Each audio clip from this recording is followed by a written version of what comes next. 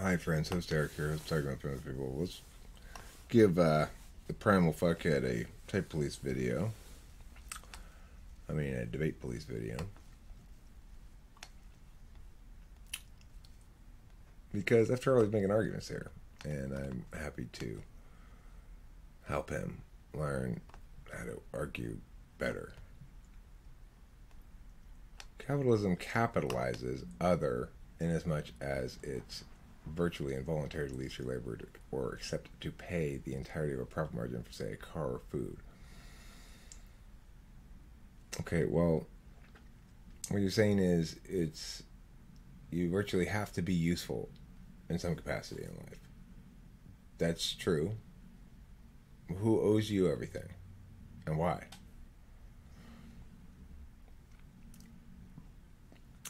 It's informed by competitive slopes. Well, it's true that it's not always a level playing field, but you underestimate the power of the individual to be flexible and successfully make inroads. People do it all the time. Just because you're too busy complaining about it to do it yourself is not a reason to hate it. Not that you say it is, but it may not be a level playing field, but it's a mostly fair one. I think the biggest barrier to fairness is regulation, government regulation.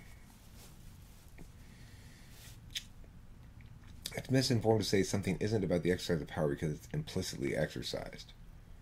We don't live in the onset of capitalism, nor have we ever. It's the calcification of everything into an almost planned apparatus so the competition can be cut down, and an increase in productivity hasn't led to an absolute increase in wages relative to CPI for the last 30 years in the U.S. Okay, so number one, it isn't about the exercise of power because it's implicitly exercised. I'd have to understand what you mean by power being implicitly exercised. You mean it's a phenomenon of the structure of the system? Well, then it's exercising on behalf of the status quo? We should defer to the status quo as a basic neg default. Unless you're advocating a change from the status quo that passes affirmation, then we should fall back to the status quo. And we have to default back to something. So why not that? In this next thing you're saying is you're making the claim, the false claim, that capitalism, or in other words, capital fluidity, is more calcified now than it used to be, which is the exact opposite is true. Capital is more fluid now. There's less calcification.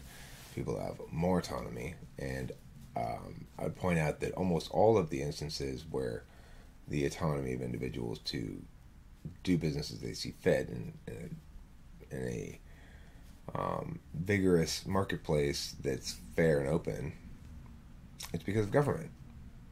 Now, often corporations will lobby government to pass laws to protect their interests, and I think that's bad.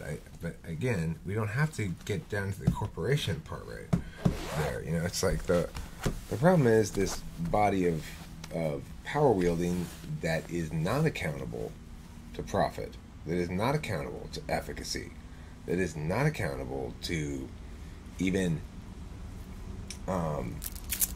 doing no harm, that's not accountable to pretty much anything, that's barely accountable to the Constitution. At least corporations are accountable to their customers, if nothing else, and much more directly accountable than is the government. So the thing is, corporations do wield a disproportionate amount of speech power because they have money to spend on politics, and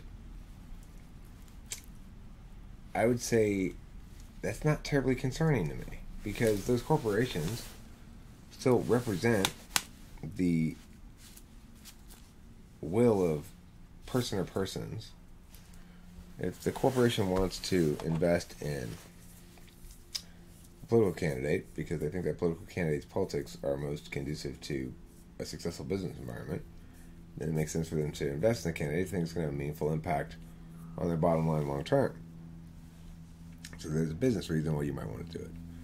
But the individuals who own corporations are still individual people sometimes, in privately held corporations, or reflect a corporate leadership that has a particular agenda. And those things can be often in competition with one another. You might have very left-leaning founders of corporations that become very successful, and they try to funnel their politics into their business in that way, or through their business, or vice versa, funnel their business through their politics. And that's their prerogative as long as they own the company. If shareholders take it over because they got in public, then obviously they're subject to removal.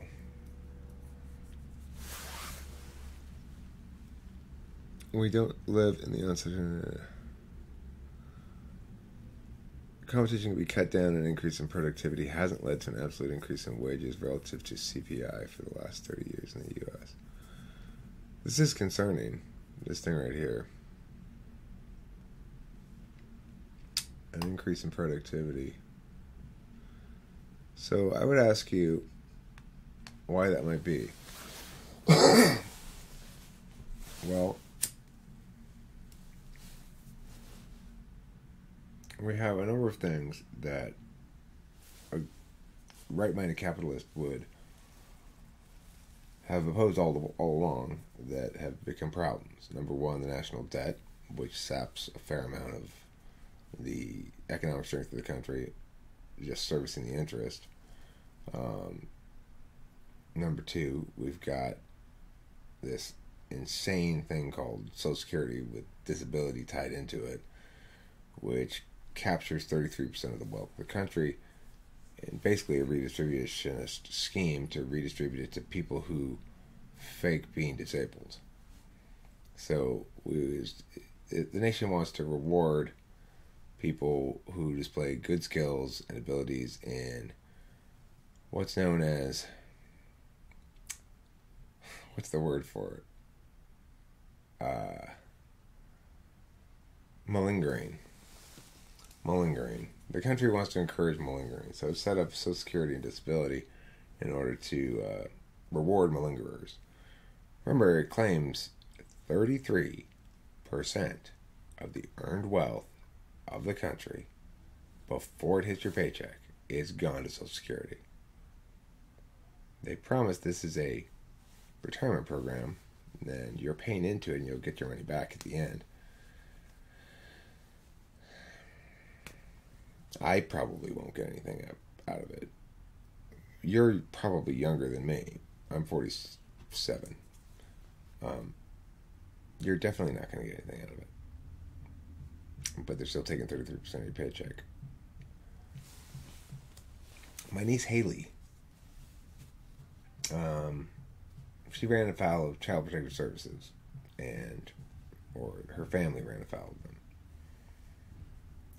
And through a series of weird Child Protective Services intervention-y, doing stuff, whatever, Haley is now, mind you, she just turned 18. She's on disability for some sort of mental problem, and will be for the rest of her life, getting approximately $2,000 a month to sit on her ass.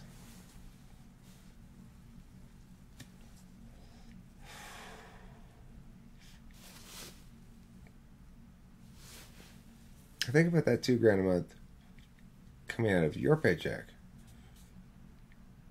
You're paying for her to get $2,000 a month. That's where your 33% of your money goes. Nothing wrong with that girl. She went through a bad period because her family was suddenly homeless. Her mom had gone crazy and was in a mental hospital, and her dad had been told he couldn't see the kids again without intervention with the Child Protective Services, yada yada yada. The kids, though, were not like homeless or anything. They were with the grandma. They had housing. then they had these social workers who were always being and stuff. Nothing wrong with Haley at all, though. The fact that she was committed to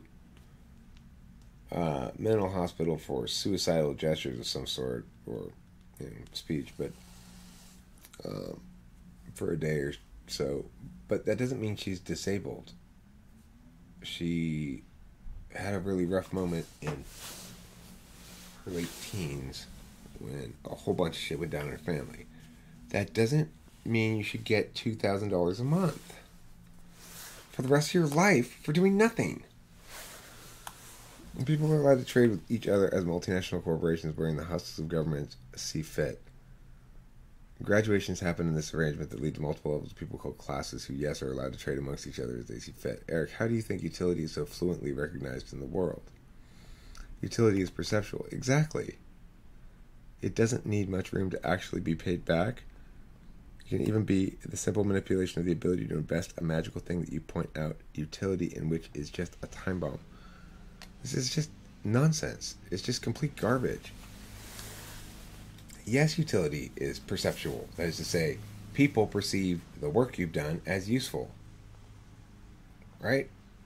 They believe it to be useful, and presumably it contributes to their own profit in some capacity, or their own ease or comfort or whatever.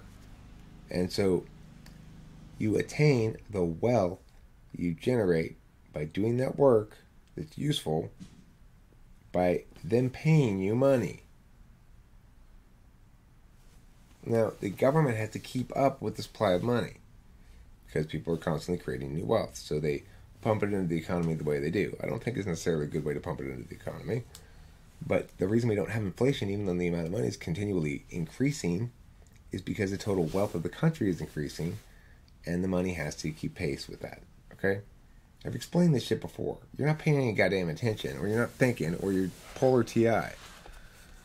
You need to think about what you're saying before you say it. These metaphors aren't going to do you any good.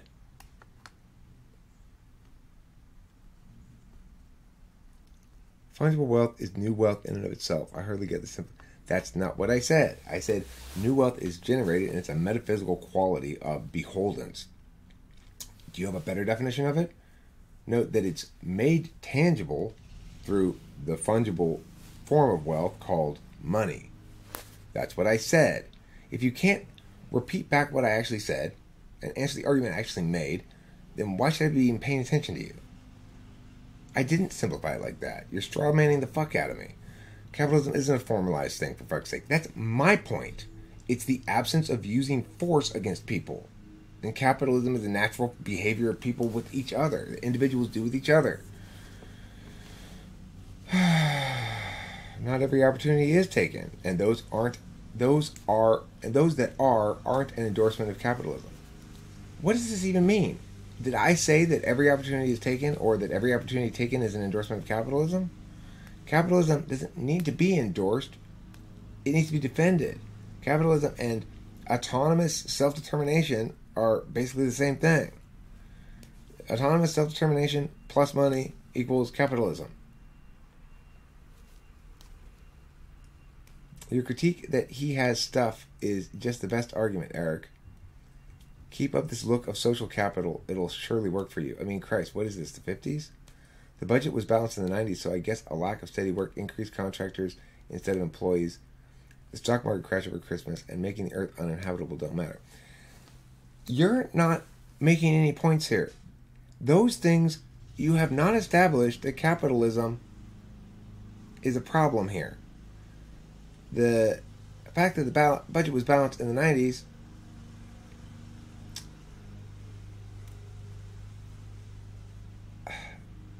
stock market crash.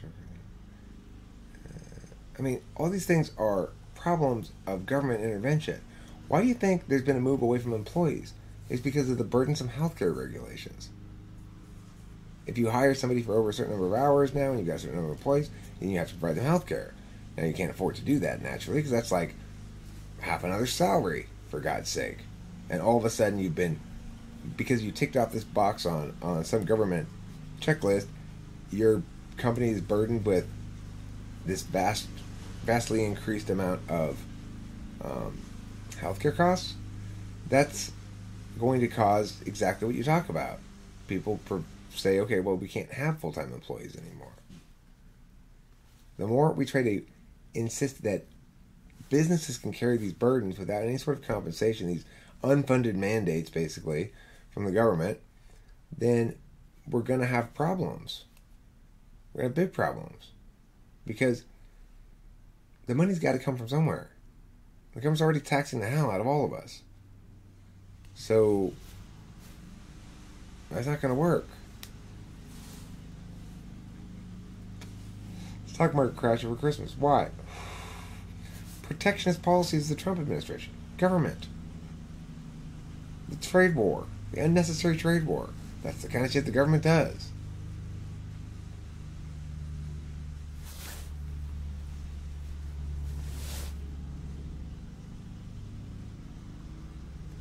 Okay, small businesses are such a gimmick, like sure it works inside your bubble and it isn't harmful, which is the most valorized position by politicians. What? Such a gimmick? What do you mean? People are doing meaningful work in their businesses. Just because you've never done any meaningful work, because you've never done any meaningful work, obviously.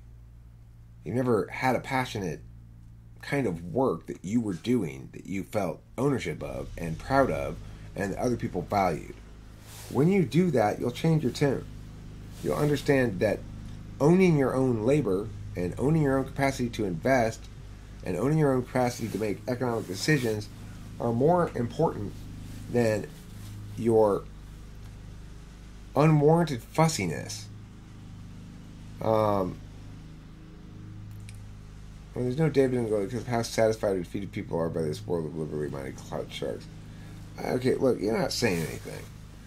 You keep trying to condemn my perspective because you don't like corporations. It's a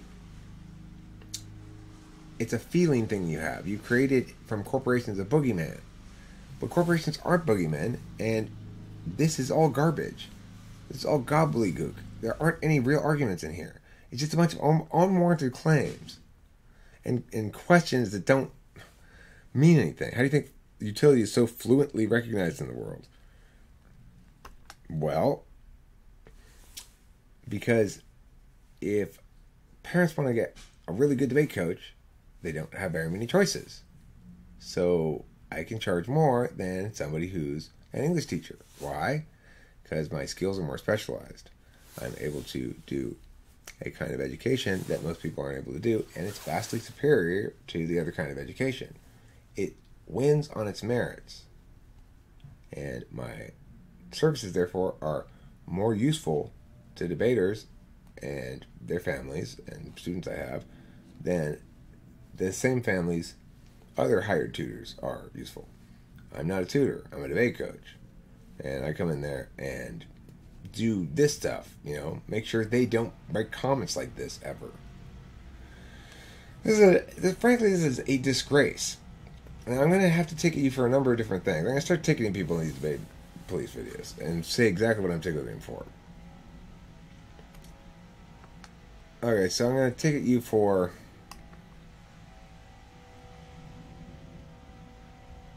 first, a metaphor here that's not meaningful.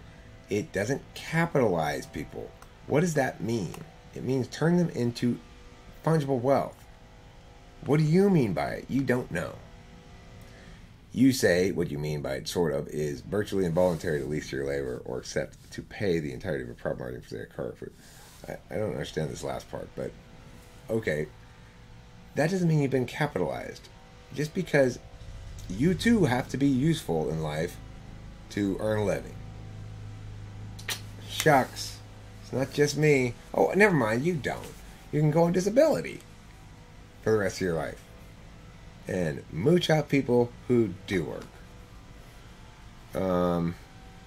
So you get a ticket for metaphor here, presenting it as though it were an actual thing. And you get a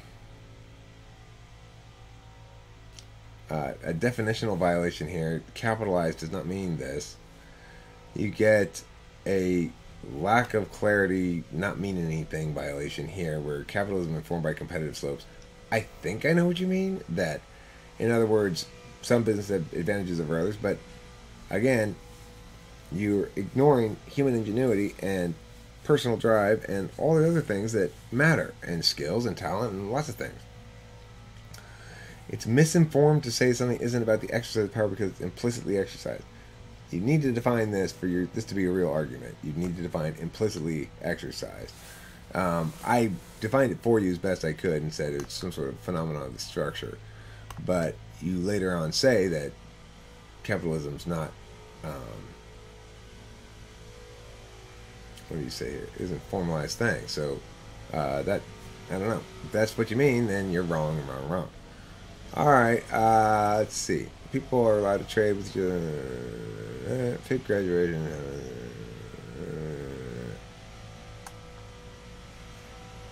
Okay. This is just an unwarranted claim. So you get a ticket for unwarranted claim. You get a ticket here for missing my point. You get a ticket here for misrepresenting my point. And then attributing it to me, strawmanning me. You get a ticket for trying to co-opt my point, which is that capitalism isn't a formalized thing, for fuck's sake. You should get a ticket for non sequitur here. This doesn't have anything to do with anything I said. My critique that he has stuff is just the best argument. What? I don't know what you're referring to even. This is something like an argument, I guess, but you are aware that in the 90s, we also had capitalism. And I've already responded as to why these changes that you don't like are caused by more government, not by capitalism. You don't even know what you're opposing. You just think, like, it's the system, and I'm mad as hell, and you're going to have to do a better job. I mean, I've read so many of your comments, and if you want to have opinions about politics and society and stuff like that, say things that mean stuff. Don't waste my time. Don't waste all of our time with this nonsense. Make warranted claims. Don't just say random shit and assume and expect everybody to accept that it's true. Provide reasons and justifications for things and link them to other things so that your point in your case and whatever the fuck it is you're trying to get across here has some meaningful point and sense to it. Alright? Poopy? I'm done with your commie bullshit. In case you guys couldn't tell, I'm on a bit of an anti-commie kick here. I've got a bunch of stuff scheduled. I kind of got it scheduled to stagger throughout the day. It'll be coming out. Let's look at what we got to look forward to for later. Fucking leaf blowers. God, I hate leaf blowers. So fucking annoying. Why must I have leaf blowers? So we got Isabel Hyde. You get debate policed. Debate police swatted. Debate SWAT. Noam Chomsky gets debate swatted. Learn Liberty gets debate swatted. I guess those are the only three left now. Yeah, that haven't published yet. Seems like I'm missing one probably, but fuck this.